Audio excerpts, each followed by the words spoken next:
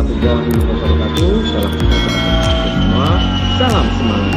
Bagaimana kabar kalian semua? Pak Agung doakan semoga kita semua selalu diberikan kesehatan dan keselamatan, serta yang masih sakit semoga segera diberikan kesembuhan dan penyakitnya segera diangkat oleh Allah Subhanahu wa Ta'ala. Amin ya rabbal alamin. Anak-anak kelas 5 yang hebat, pada kesempatan kali ini Pak Agung akan menjelaskan tentang pembelajaran kelas 5 tema 1 subtema 3 pembelajaran 3.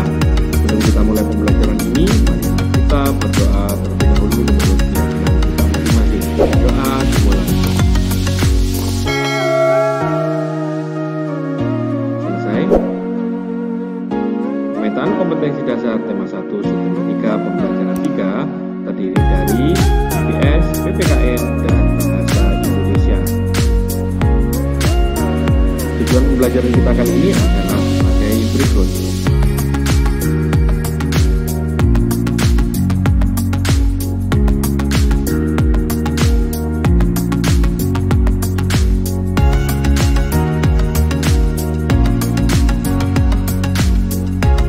Baik anak-anak hebat kelas 5, apakah kalian sudah siap untuk menerima materi hari ini dari Pak Agung?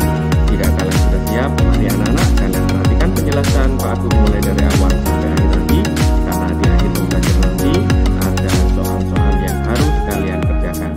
Selamat menyaksikan. Masih ingatkah kalian tentang cerita Lani yang berkunjung ke Pulau Madura? Lani sangat kagum dengan potensi alam yang ada di wilayah Madura, mulai bahan tambang, hasil hutan, sampai hasil pertanian dan hasil lautnya. Semua itu bisa dimanfaatkan dengan sebaik-baiknya untuk meningkatkan taraf kehidupan masyarakatnya. Pulau Madura masuk dalam Provinsi Jawa Timur. Meskipun demikian, secara geografis, Pulau Madura terpisah dengan kabupaten-kabupaten lain di Jawa Timur. Madura merupakan pulau tersendiri yang terpisah dengan Pulau Jawa. Untuk mencapai Pulau Madura harus melewati Selat Madura. Namun sekarang ini berkat kemajuan pembangunan nasional telah dibangun jembatan Suramadu yang melintasi Selat Madura dan menghubungkan Surabaya dengan Madura. Dengan demikian, untuk mencapai Pulau Madura bisa melalui perjalanan darat. Kondisi Pulau Madura yang terpisah dengan Pulau Jawa tersebut merupakan contoh kecil kondisi geografis Indonesia pada umumnya. Indonesia merupakan negara maritim dan kepulauan terbesar di dunia. Hampir 2/3 wilayahnya merupakan lautan. Antara pulau satu dengan pulau yang lain disatukan oleh laut. Meskipun demikian, bukanlah menjadi penghalang bagi setiap suku bangsa di Indonesia untuk saling berhubungan dengan suku-suku bangsa lainnya. Ayo mengamati. Anak-anak hebat, perhatikan penjelasan berikut ini. Kondisi geografis Indonesia sebagai negara maritim dan kepulauan menyimpan potensi yang besar dalam berbagai bidang, seperti di bidang ekonomi, sosial, budaya, dan transportasi. Potensi-potensi tersebut dapat menjadi modal yang penting dalam pembangunan nasional guna mewujudkan kesejahteraan masyarakat. Wilayah Indonesia yang merupakan kepulauan antara pulau satu dengan yang lain disatukan oleh laut, mengakibatkan bervariasinya potensi yang dimiliki oleh bangsa Indonesia. Masing-masing pulau memiliki karakteristik masing-masing, mulai dari kondisi alam maupun kondisi sosial budayanya. Variasi dan karakteristik potensi tersebut terlihat dari lengkap dan beragamnya bentang alam dan hasil alamnya. Beragamnya suku bangsa yang mengakibatkan beragam pula adat istiadat dan budayanya, serta beragamnya agama, golongan, dan kelompok masyarakatnya. Keberagaman yang disebabkan adanya perbedaan antara pulau satu dengan pulau yang lainnya ini tidaklah menjadi pemecah dan perenggang, namun justru menjadi pemersatu karena antara yang satu dengan yang lain bisa saling melengkapi. Nah, sekarang kita menginjak pada pengaruh kondisi geografis Indonesia sebagai negara maritim terhadap kehidupan ekonomi masyarakat. Kondisi geografis sebagai negara maritim dan kepulauan membawa banyak keuntungan bagi bangsa Indonesia. Laut Indonesia mengandung keanekaragaman sumber daya alam laut yang sangat potensial, baik hayati maupun non-hayati. Nah, perhatikan gambar berikut. Nah, ini adalah keanekaragaman sumber daya alam laut yang sangat potensial. Yang pertama di sini ada ikan. Kemudian yang kedua ada terumbu karang. Berikutnya yaitu wisata bahari. Kemudian ada sumber energi minyak bumi dan gas bumi. Kemudian yang terakhir adalah transportasi antar pulau. Jenis pekerjaan yang berkaitan dengan pemanfaatan sumber daya laut antara lain adalah sebagai berikut. 1. Nelayan. 2. Petani garam. 3. Petani rumput laut. 4. Pedagang ikan. 5. Pembuat souvenir hasil laut. 6. Pemandu wisata. Dan 7. Nahkoda kapal. Nah, itu tadi adalah jenis pekerjaan yang berkaitan dengan pemanfaatan sumber daya laut. Ayo mengamati. Nah, anak-anak perhatikan peta kepulauan Indonesia berikut ini. Selain berdampak kepada kehidupan ekonomi masyarakat Indonesia, kondisi geografis Indonesia sebagai negara maritim juga berdampak kepada kehidupan sosial masyarakat Indonesia. Pengaruh kondisi geografis Indonesia sebagai negara maritim terhadap kehidupan sosial masyarakat. Sebagai negara maritim dan kepulauan yang berada di antara benua Australia dan Asia membawa pengaruh terhadap kehidupan sosial budaya bangsa Indonesia. Hal ini bisa terjadi karena dengan posisi tersebut menyebabkan Indonesia menjadi jalur perdagangan dunia. Mau tidak mau, banyak pedagang dari berbagai negara di seluruh belahan bumi ini akan melewati dan mampir ke Indonesia. Pedagang-pedagang dari berbagai negara tersebut tentunya memiliki latar belakang yang berbeda antara satu dengan yang lainnya. Para pedagang yang mampir dan ada sebagian yang menetap di Indonesia turut membawa adat budaya dari negara asalnya. Lambat laun, adat budaya yang dibawa tersebut akan berbaur, bercampur, bahkan melebur dengan adat budaya asli Indonesia. Beberapa dampak yang diakibatkan oleh letak dan kondisi geografis bangsa Indonesia sebagai negara maritim atau kepulauan, yaitu komunikasi dan interaksi antar penduduk menjadi lebih mudah, baik antar warga Indonesia maupun orang Indonesia dengan warga asing. Hal ini didukung adanya kemajuan teknologi di bidang pelayaran antar pulau dan antar negara. Kemudian terjadinya pembauran, percampuran, atau peleburan nilai-nilai antar pulau dan antar negara. Lalu munculnya perkampungan-perkampungan etnis tertentu seperti Pecinan dan Kampung Arab. Selanjutnya terjadinya perubahan perilaku masyarakat karena pengaruh masuknya pola dan nilai perilaku dari pulau, daerah, maupun negara lain. Yang terakhir, terjadinya perpindahan ilmu, pengetahuan, dan teknologi. Nah, itu tadi penjelasan beberapa dampak yang diakibatkan oleh letak dan kondisi geografis Indonesia sebagai negara maritim atau kepulauan. Ada dampak positif, tentu juga ada dampak negatifnya. Coba ceritakan berbagai dampak yang timbul sebagai akibat dari letak dan kondisi geografis Indonesia sebagai negara maritim dan kepulauan. Dampak positif, melalui jalur perdagangan dunia, kaya akan sumber daya alam laut, memiliki keragaman budaya, memiliki potensi wisata bahari. Kemudian berikutnya adalah dampak negatif, antara lain tidak meratanya potensi alam, tidak meratanya pembangunan dan pemerataan hasil-hasilnya, sulitnya pengawasan wilayah, rawan terjadinya konflik kedaerahan, masuknya budaya asing yang tidak sesuai dengan budaya Indonesia. Nah, itu tadi adalah dampak positif dan dampak negatif akibat dari letak dan kondisi geografis Indonesia sebagai negara maritim dan kepulauan. Ayo berkreasi. Nah, perhatikan di sini ada contoh clipping, anak-anak. Nah, buatlah clipping gambar tentang kondisi ekonomi dan sosial masyarakat sebagai akibat dari kondisi geografis Indonesia sebagai negara maritim. Kumpulkan gambar-gambar yang sesuai yang bisa kamu dapatkan melalui surat kabar, majalah, buku, atau internet. Kemudian berilah penjelasan singkat dari setiap gambar yang kamu kumpulkan. Susunlah gambar-gambar yang telah kamu kumpulkan menjadi sebuah buku. Nah, selamat mencoba dan mengerjakan. Nah, sekarang kita masuk pada Ayo Membaca yang berjudul Kejayaan Bahari Masa Lalu yang ditulis oleh Dr. Y. Paunganan, SSI, MSI. Paragraf 1. Sejarah telah mencatat bahwa Kerajaan Bahari bangsa Indonesia sudah lahir sebelum kemerdekaan. Hal ini dibuktikan dengan adanya temuan-temuan situs prasejarah maupun sejarah. Nah, ide pokok pada paragraf 1 yaitu sejarah telah mencatat bahwa kejayaan bahari bangsa Indonesia sudah lahir sebelum kemerdekaan.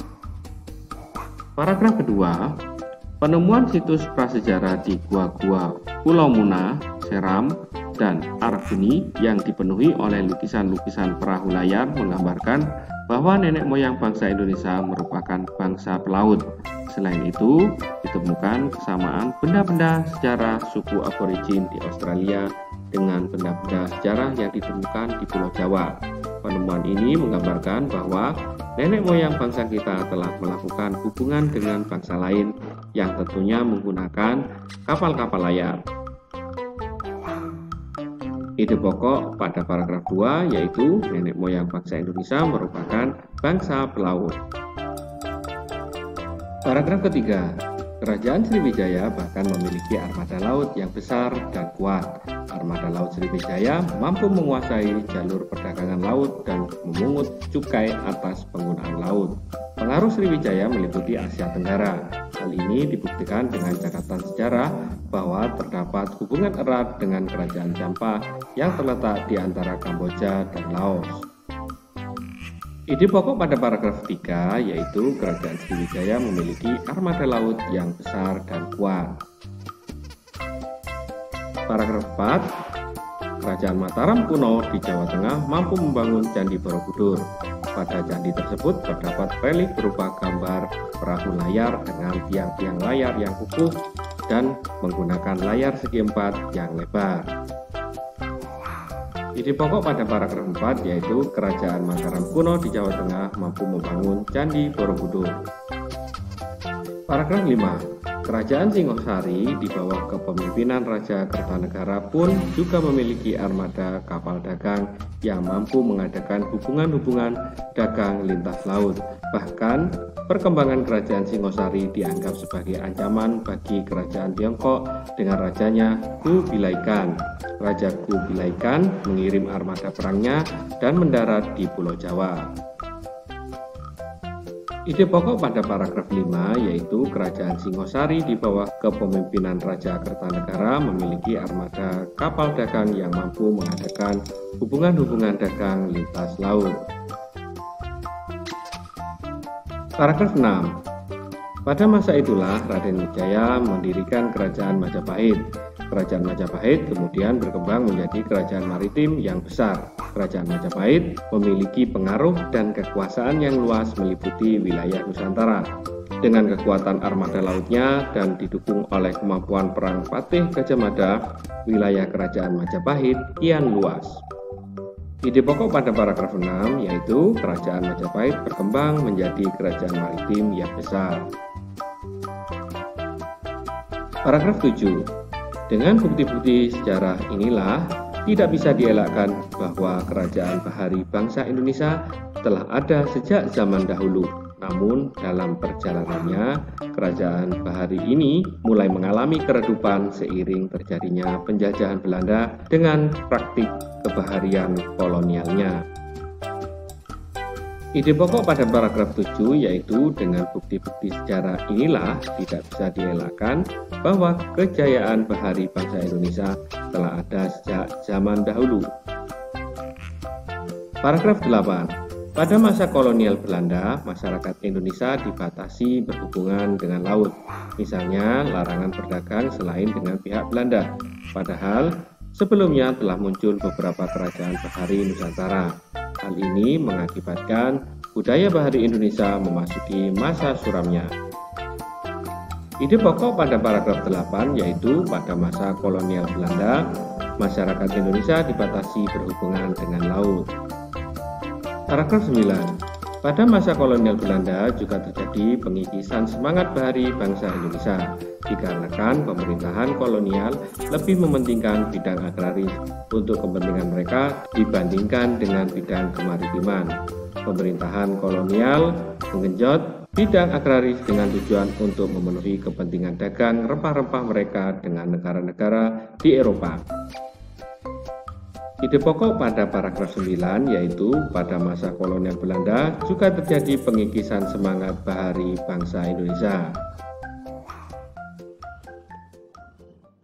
Keberagaman yang disebabkan adanya perbedaan antar pulau satu dengan pulau yang lainnya tidaklah menjadi pemecah dan perenggang, namun justru menjadi pemersatu karena antara yang satu dengan yang lainnya masih saling melengkapi.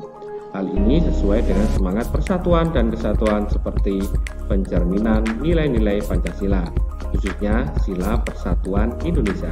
Selain itu juga mencerminkan nilai-nilai yang terkandung sila keadilan sosial bagi seluruh rakyat Indonesia.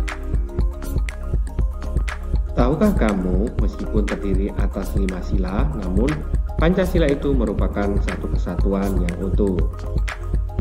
Pancasila diumpamakan sebagai satu paket lengkap yang menopang negara kesatuan Republik Indonesia. Pancasila merupakan satu kesatuan yang bulat dan utuh dari kelima silanya. Sila ke-1 menjiwai sila kedua, menjiwai sila ketiga, keempat, dan kelima. Sila kedua dijiwai oleh sila ke-1, ketiga, keempat, dan kelima, dan begitu seterusnya. Kelima sila tidak bisa dilepas satu dengan yang lainnya, walaupun masing-masing sila mempunyai nilai-nilai sendiri, tetapi hubungan antar sila merupakan hubungan yang utuh dan saling terkait. Setiap sila yang membentuk Pancasila merupakan unsur yang mutlak yang membentuk kesatuan, bukan unsur pelengkap. Artinya, satu sila menjiwai dan dijiwai oleh sila-sila yang lain. Sila pertama menjiwai sila kedua, ketiga, keempat, dan kelima, dan demikian seterusnya. Misalnya, meskipun sila ketuhanan yang Maha Esa merupakan sila yang berkaitan dengan Tuhan, tetapi tidak berarti sila-sila yang lain hanya sebagai pelengkap saja. Setiap sila yang membentuk Pancasila juga sebagai satu kesatuan yang mutlak, tidak dapat ditambah dan dikurangi. Oleh karena itu, Pancasila tidak dapat diubah menjadi Trisila atau Ekasila. Pancasila merupakan satu kesatuan yang utuh dan setiap sila dijiwai dan menjiwai sila yang lain. Contoh perilaku yang mencerminkan sila-sila Pancasila. Nah, perhatikan gambar berikut. Di sini merupakan gambar kegiatan pemilihan ketua kelas. Contoh perilaku yang mencerminkan sila-sila Pancasila antara lain 1. Pemilihan ketua kelas, 2. Perayaan hari besar beragama, 3. Gotong royong, 4. Bermusyawarah, 5. Menjenguk teman yang sakit. Nah, itu tadi adalah contoh perilaku yang mencerminkan sila-sila Pancasila. Nah, anak-anak hebat kelas 5 dalam pemilihan ketua kelas itu mencakup pada sila kelima, yaitu keadilan bagi seluruh rakyat Indonesia. Kemudian mencakup sila keempat, yaitu kerakyatan yang dipimpin oleh hikmat dalam permusyawaratan perwakilan. Kemudian sila ketiga yaitu persatuan Indonesia. Kemudian yang terakhir yang mencakup sila kedua yaitu kemanusiaan yang adil dan beradab. Nah, dalam pemilihan kelas mencakup sila kedua, sila ketiga, sila keempat, dan sila kelima. Tugas kalian di rumah adalah Jawablah pertanyaan-pertanyaan di bawah ini. Nah, nomor 1, bagaimanakah kondisi geografis Pulau Madura berdasarkan penjelasan di awal pembelajaran tadi? Nomor 2, sebutkan 4 bidang yang mempengaruhi kondisi geografis Indonesia sebagai negara maritim dan kepulauan. Yang ketiga, apa keuntungan bagi bangsa Indonesia dengan kondisi geografis sebagai negara maritim dan kepulauan. Yang keempat, sebutkan 7 jenis pekerjaan yang berkaitan dengan pemanfaatan sumber daya laut. 5. Sebutkan 5 dampak kondisi geografis Indonesia sebagai negara maritim terhadap kehidupan sosial masyarakat. 6. Sebutkan 4 dampak positif dan dampak negatif yang timbul sebagai akibat dari letak dan kondisi geografis Indonesia sebagai negara maritim dan kepulauan. Ketujuh, buatlah clipping tentang kondisi ekonomi dan sosial masyarakat sebagai akibat dari kondisi geografis Indonesia sebagai negara maritim. Kumpulkan gambar-gambar yang sesuai yang bisa kamu dapatkan melalui surat kabar, majalah, buku, atau internet. Berilah penjelasan singkat dari setiap gambar yang kamu kumpulkan. Susunlah gambar-gambar yang telah kamu kumpulkan menjadi sebuah buku. Berikutnya yaitu nomor 8. Tentukan ide pokok dari masing-masing paragraf bacaan yang berjudul Kejayaan Bahari Masa Lalu. Perhatikan di sini ada tabel untuk paragraf, yaitu paragraf 1 sampai paragraf 9, kemudian tentukan ide pokok dari masing-masing paragraf tersebut. Kemudian untuk yang nomor 9, mengapa Pancasila itu merupakan satu kesatuan yang utuh? Jelaskan. Kemudian 10, sebutkan 5 contoh perilaku yang mencerminkan sila-sila Pancasila. Nah, anak-anak hebat kelas 5, jika kalian memperhatikan penjelasan Pak Agung dari awal sampai akhir ini, kalian akan mudah dalam mengerjakan tugas-tugas kalian di rumah. Sebelum mengerjakan, jangan lupa kalian berdoa terlebih dahulu supaya diberikan kemudahan berpikir dan kecerdasan oleh Allah Subhanahu wa taala. Amin ya rabbal alamin. Tetap semangat dan selamat mengerjakan. Demikian materi kelas 5 tema 1 subtema 3 pembelajaran 3. Semoga pembelajaran kali ini dapat menambah motivasi belajar dan mempermudah dalam pemahaman materi. Tetap semangat dalam belajar, selalu berdoa supaya pandemi ini cepat berakhir. Jaga kesehatan, jaga kebersihan lingkungan, dan jangan lupa selalu cuci tangan sebelum atau sesudah aktivitas. Terima kasih, sampai berjumpa lagi pada materi berikutnya. Wassalamualaikum warahmatullahi wabarakatuh.